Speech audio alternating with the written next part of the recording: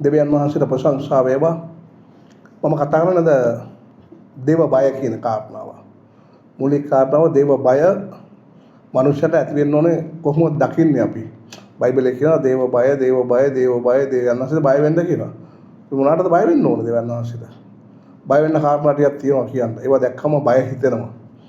ඒ බය වීම තුළ අපිට බොහෝ මහිමය තුළ අපිට ජීවත් වෙන්න පුළුවන්. බයිබලයේ කියනවා හිතෝපදේශ 2 නුඹ නුවණ හඬගසා ඥානය නුඹ ශබ්දය නගන්නේ නම් නුඹ රිදීමෙන් ඇය සොයනවා නම් නිධානයක් ගැන මෙන් ඇය ගැන විභාග කරනවා නම් නුඹ ස්වාමින් වහන්සේ කෙරේ බය තේරුම් ගන්නේය.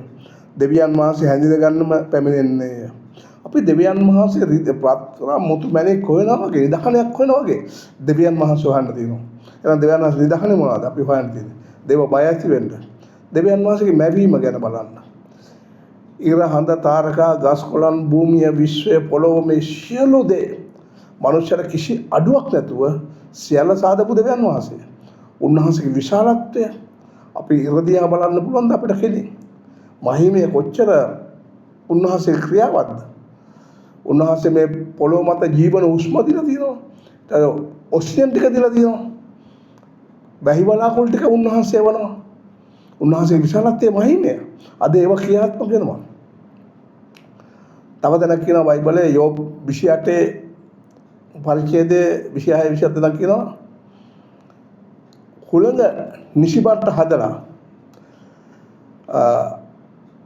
ගෙරවිල්ල ගර්ජනාව උන්වහන්සේ නිර්මාණය කරලා මේවා බලාකුල් ක්‍රියාත්මක වෙන මොන ආකාරයේ වැහි බලාකුල් ක්‍රියාත්මක වෙන වරුසාවේ ගර්ජනාව හදලා උන්වහන්සේ මනුෂ්‍යයට ඕන දෙය කියනවා.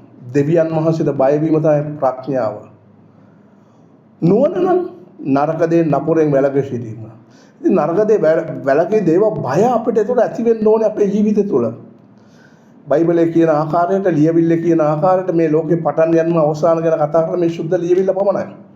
ඒ කියනවා නුඹ රිදීමෙන් ඈ සොයන්න නිධානයක් ගැන මෙන් ඈ ගැන විභාග කරන්න මම නුඹ ස්වාමීන් වහන්සේ කෙරේ බය වීම තේරුම් ගන්නේද දෙවියන් වහන්සේ හැඳින ගැනීම පැමිණෙනවා. දෙවියන් වහන්සේ හඳුනා ගැනීම පැමිණෙනවා.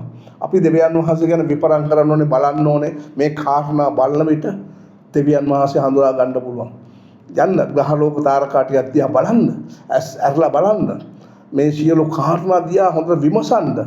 උන්වහන්සේ මේ පොළොව යට ගිනි ගොඩක් නමුත් උඩ ගස් පළදාව දෙනවා. උන්වහන්සේ වැහි වලාකුල් එවලා ඒක පළ ලබන තමයි උන්වහන්සේ මේ සියල්ල අපිට බුද්ධ විඳින්න පුළුවන්.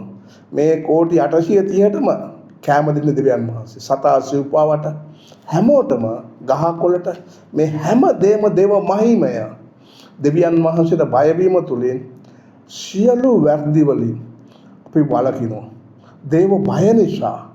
මොකද ජීවනයේ අධිපති ජීවනයේ දෙන්න පුළුවන් තරම් වහන්සේ උන්වහන්සේ. ඒ දේව බය නිසා අපි මේ සියලු කාරණා වලින් වැළකෙන්න පුළුවන් අපට.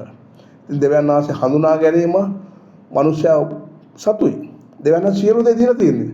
ඉතින් උන්වහන්සේ සොයන්න ඕනේ. උන්වහන්සේ කවුද? සර්ව බලදාර දෙවියන් වහන්සේ. මේ සියල්ල මැවුම් කරු. මේ කිසි දෙයක් නිර්මාණයක් උන්වහන්සේ නිර්මාණය මැවුම් කරු කියන්නේ. මේ අපි බුද්ධ විදින මේ කිසි දෙයක් නිකන් ඕපාතිකයි විලා නැහැනේ. දෙවියන් වහන්සේ නිර්මාණය කරලා තිබුණා මනුෂ්‍යයන්ගේ පොළේ හැම අමුද්‍රව්‍යයක්ම තබලා තිබෙනවා. මේ අපි බුද්ධ විදින හැමදේම මනුෂ්‍යයා නිර්මාණය කරලා තියෙනවා. නිර්මාණ කරුවා. ප්‍රධාන නිර්මාණ කරුවා දෙවියන් වහන්සේ. උන්වහන්සේ ගැන සොයන්න ඕනේ.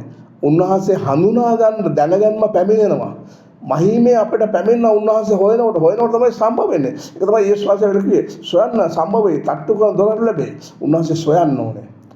දේව බයවම මේ හදන කිසිම නීතියකට අපි බය වෙන්න කාරණා නැහැ. මූලික කාරණාව දෙවියන් වහන්සේ බය නිසා නීතියට ගරු කරන්න පුළුවන්. විවස්ථාවට අපි ගරු කරනවා. රාජ්‍ය විවස්ථාවට ගරු කරනවා. දෙවියන් වහන්සේ විවස්ථාවට බය වෙලා අපි ජීවත් වෙන විට දෙවියන් වහන්සේට බය නිසා අපිට වැරදි කරන්න බෑ. බොරු කියන්න බෑ. සොරකම් කරන්න බෑ. නපුරු දේවල් කරන්න බෑ. ඉතින් දසපළතේ කියන කාරණා කතා කරන වල කාරණා. දේව බයවම අපිට සියලු නපුරු දේවල් අපි වළකිනවා. ඉතින් බය දෙවියන් වහන්සේ විශාලත්වය මහිමය මේ විශ්වය බලන්න නියම් බෝලයක් වතුලා මේක මුහුද මේ සියලු දේ තිබෙනවා.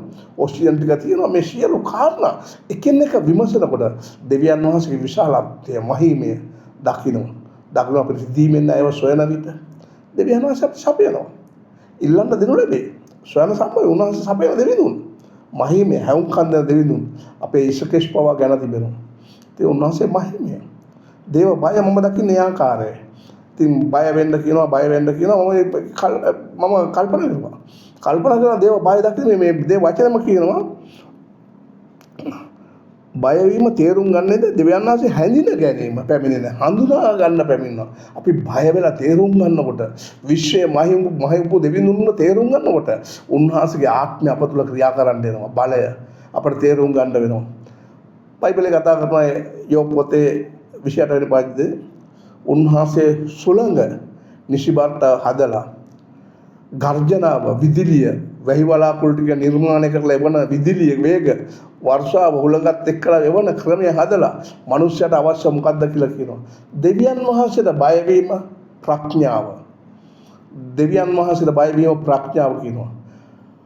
නපුරෙන් වැළකීම තමයි නුවණ කියනවා. මේ දෙක එකතු වුණාම කොහොමද මනුස්සයා යන ගමන?